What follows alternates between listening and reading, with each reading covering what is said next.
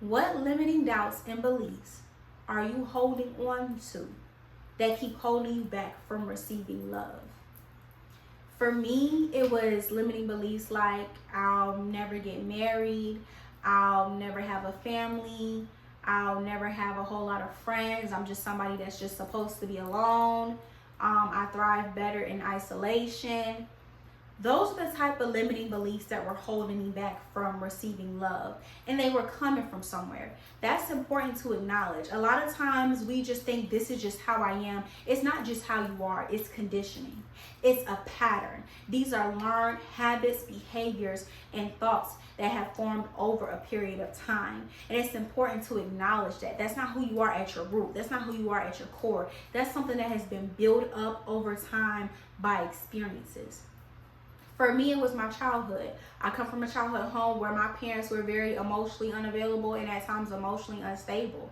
They were not able to fulfill my emotional needs. There were times where I felt, or I was made to feel like I was being dramatic, or I was thinking too much. It wasn't that big of a deal. I had all these big feelings in such a little body. So for me, it was a big deal, and nobody was really acknowledging that.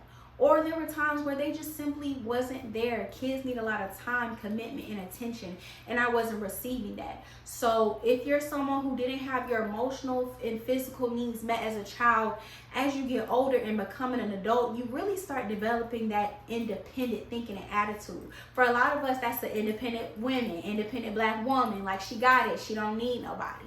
But the tough reality of not needing anybody is you won't have anybody. And I realized I want somebody. I want romantic love. I want family. I want friends. I want support. I want help. I need help. I had to get to a place to where I could say I need help and be comfortable in it. I had to get to a place where I could say I don't want to do it alone. It's too hard. It's too tough. And get comfortable in that. Because once you start saying you want and need help, you ask and you shall receive. You start, it changes your brain as soon as you say it.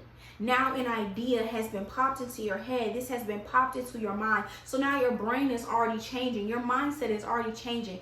Just by saying it, just by acknowledging those thoughts and feelings, you are already open to receiving more. And again, it's important to remember that those thoughts and ideas didn't come from anywhere. A lot of times they're behind a memory, maybe a memory that has been pushed down, but they have got latched onto, and now they have been holding on to you and you've been holding on to them. It's important to remember in this process, it took years, for some of us decades, for these feelings and limiting beliefs and doubts to root themselves so deeply in us. It's going to take time to let them go. I'm still en route. I'm still in process. But even just within the last few months of acknowledging that, I have made so much progress. Things have changed and turned around for me so quickly because I give a little bit of attention to it every day. I give attention to the needs that weren't met when they were a child. I give those some attention and love every day. And it doesn't necessarily look like journaling for 5 hours. Sometimes it looks like affirmations. Sometimes it looks like giving myself a little more TLC. Sometimes it looks like a little bit more rest. Sometimes it looks like dressing up and making myself feel better. When you look good, you feel good. Sometimes it looks like cooking a certain meal for myself. You know, that coddling, that care, that love. And it's important because it starts with you. I had to start loving on myself in a completely new way. I couldn't just say I love you unconditionally. I had to show it in my actions. I had to start getting up. I had to start showing up. I had to start doing what I said I was going to do because I built that trust within myself. Every time I showed up for myself, I loved myself a little bit more because I proved it to myself. I proved it. It's like when you're dating somebody and if they're like, oh, I love you or I'm crazy about you. Okay, show me.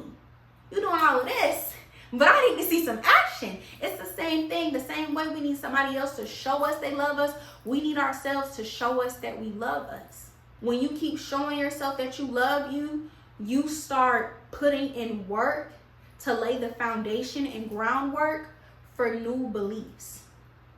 To let go of limiting beliefs, let go of doubts, and empower and rise up new beliefs, new ideas, a new foundation, a new system within you. because it's all a system working together. So once that brain makes that flip, once that top layer changes, it goes en route all the way throughout you. It goes en route all the way throughout you, and it's a process. Now you're like, okay, we've identified it, we talked about it. How do I get to the love part, right? Okay, we saying, we doing all the talking, but I want that love. I want that love in my life. You have to be able to admit that you want it. You have to say it. And ladies, let me tell you something. If the thought of telling a man, I need you, makes you want to gag a little bit in your mouth, you're not ready. If the thought of telling a man, I love you, makes you like, ugh, you're not ready. Because love in every aspect, whether it be romantic, family, or friendship, requires vulnerability. And that's something I had to come to terms with. I was very emotionally unavailable and had no desire to be vulnerable. Again, I'm a work in progress. So sometimes I have to hold my own hand and push through, even when it's really uncomfortable, even when it's scary, because that's when the breakthrough comes. You know, think about it. After you get through the scary stuff, after you talk about the hard stuff, after you go through something with somebody, the relationship gets stronger. Your attachment, not just attachment, we don't just want attachment, we want connection, we want commitment. That gets stronger and stronger and stronger with each passing vulnerable moment, because you also have learned that you can trust that person. That person has integrity. That person has good character. That person actually loves you like they say they do. They're not just saying it with their words, they're showing it in their actions and how they're treating you and how they are responding to your emotions, how they're responding to your needs, how they're responding to your trauma. All of that matters in a committed relationship. If you want to receive love, you have to show up as love. You have to show up for love. You have to think that love is worth it. Some people give up on having a romantic relationship or close friendships or even a relationship with some family members because it's not worth it. But I'm here to tell you that love is worth it. Love can literally change and save your life. Love are what make the little things mean so much. You know, somebody got you something that you said that you liked, and maybe you forgot about it, but the fact that they remembered you and the fact that they went out of their way to show you that they love you, it's not about the fact that it costs $10. It's about the love that's behind the effort of the item. And that's important to remember. To recap, you have to accept the fact that you want love, accept the fact that you are a human being who does not want to do it alone. You want love, support, and community. And then you put in the actions that you need to in order to change. The actions combined with the affirmations. Not just the affirmations alone, but the real work to back it up. After that, finally, you got to get comfortable with intimacy. Some of us don't even like the word intimacy. Some of us, the words intimacy, vulnerability, romance make us, ugh. I used to be one of those people, and it's crazy because I love reading, books about fantasy and romance and relationships. I love to read it, but experiencing it in real life, we know can sometimes be a roller coaster. Sometimes there's a lot of risk that comes with that reward, and we don't want to deal with that risk, so we keep it safe and we put up walls and boundaries. But you got to get comfortable with your feelings and emotions. You got to get comfortable with talking about your feelings and emotions. You got to get comfortable with listening to other people. You got to get comfortable with crying. Not just crying alone in your room, but you got to get comfortable with your feelings and comfortable with your tears. You got to get comfortable with, if you do end up crying in public, not being embarrassed about it. And you got to get comfortable with other people crying. Other people crying makes me very uncomfortable, but it's something I have had to accept, especially working with children. They're always crying. You got to allow space and room for other people's emotions and know that, their emotions and what they're going through, it's not going to overpower you. You're still and standing stable and firm in who you are, and you're just making some space for that other person, so that they can feel loved and seen in that moment. The same way you want to receive, they want to receive. It's a give and take. It has to be equal. If you constantly feel like you're giving too much, it's okay to let it go. But just know it's a give and take, a give and take, a give and receive, a give and receive. But you don't have to start off giving. Something else that held me back from receiving the type of love I really wanted, because I had been receiving lust for a long time. And I had to realize, like, not a lot of men had gone out of their way to try to be committed to me, but they went out of their way to lust after me. And those are two different things. I had to recognize that and recognize that it wasn't valuable to me. And that's not what I want. Something else that held me back was desperation. It was desperation. There was a time period in my life where I was very desperate to receive certain things because it felt like I had wanted it and been waiting on it for so long. And it's true, you know, going your entire childhood without having your emotional and intimate needs met, it's hard, it's lonely, it's frustrating, and it's also confusing because as a child, you don't have the type of vocabulary to know what's wrong with you and to say, I need this. You can't communicate like that. And then by the time you do figure it out as a teenager, it feels like it's too late. And you realize that your people don't have the capacity to give you what you need, so now it's up to you. So I became very desperate to receive certain things, and it showed in my friendships.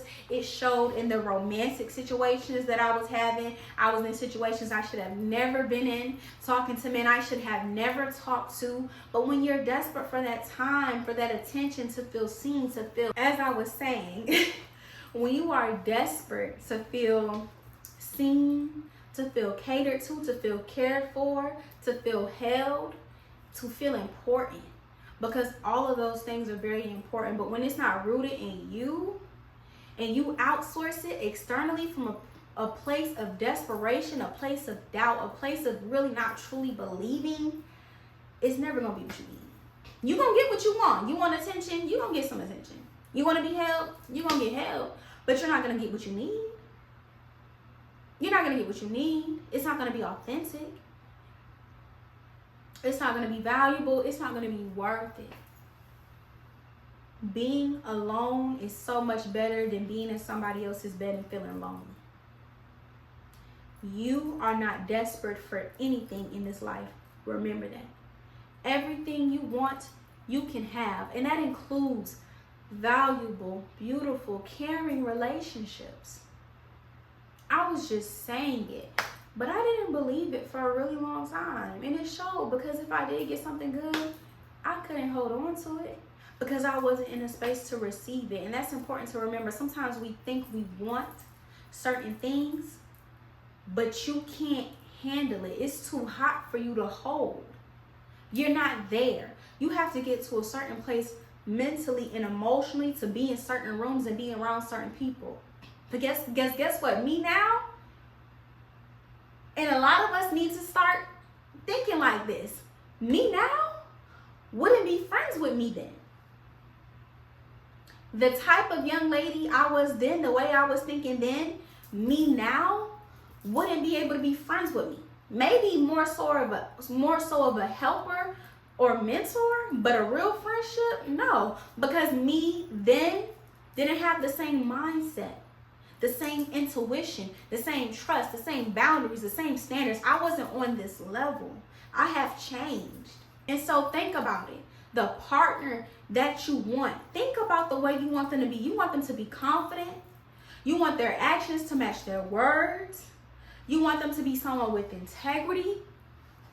You want them to be someone who is consistent. Okay? You want them to be someone who loves themselves unconditionally. You want them to be someone who loves. You want them to be someone who people respect and who gives and shows respect. You want them to be someone who walks into a room and people notice. But never in a bad way. Always in a wow. That person seems put together. That person seems like they really got it going on. But are you that person? You want all these things in a partner. You first have to be that. And if you're someone who is thinking about dating Even if you're unsure, I would definitely recommend watching Dating Coach Anwar, because that is what really helped me, learning that I needed to be the woman first. I wanted to have. No. You need to be. You need to be who you say you are. Do what you're saying that you're going to do, and you will have. The external is going to come. The material is going to come. The person is going to come. But it's about who you are now. Once I stopped chasing and started standing still and looking in the mirror, doing some reflecting and the real inner work, things changed very quickly. They changed very quickly for me. I didn't have to cry for it. I didn't have to beg for it. I didn't have to ask for it. It just came. Because I was confident and sure in who I am. Because I was very secure in me and my words and my actions. Because I knew that regardless of if I get into a relationship or not, I'm okay. And I feel the same way about family. Whether I talk to this person or not, whether we are able to continue to have a relationship, I'm actually okay. Whether I have a whole bunch of, friendships, or it's just me for a little while, I'm okay. Whatever happens in life, I'm good and I can handle it. It's about knowing that. It's about you. Receiving love is about loving on you. The first person you should receive love from throughout this process and this journey is yourself. And it's going to feel awkward at first and uncomfortable because you are trying to build new habits. Your body and your brain aren't recognizing these patterns because you're doing something completely new and different. It's going to be uncomfortable. Sometimes it's really going to hurt because you're going to be like, wow, I can't believe I thought so low of myself. I can't believe I was holding myself back so much. I can't believe I ignored my intuition and guts and feelings I suppressed so much for so long. It's not easy to always look in the mirror. It's not.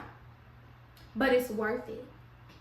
It's always worth it. And feeling that and knowing that made the journey just so much easier. And again, it's a journey. Like I said, I'm still en route. I'm still in process. Perfection does not exist, but I am proud of just how far I've come and how far I know I'm going to go.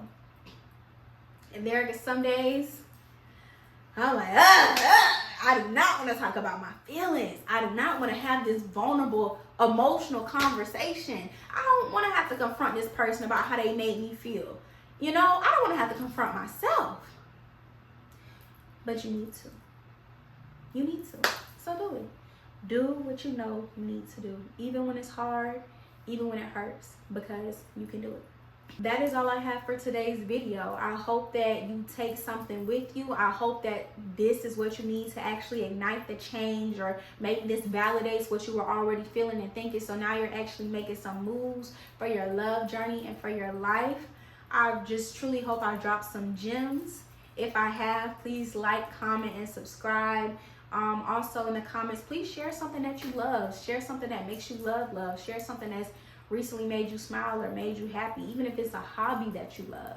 And I didn't introduce myself. Hello, sexy people. My name is Sharina, aka Miss Honey, and welcome back to my channel. I'll see you next week, baby. Bye.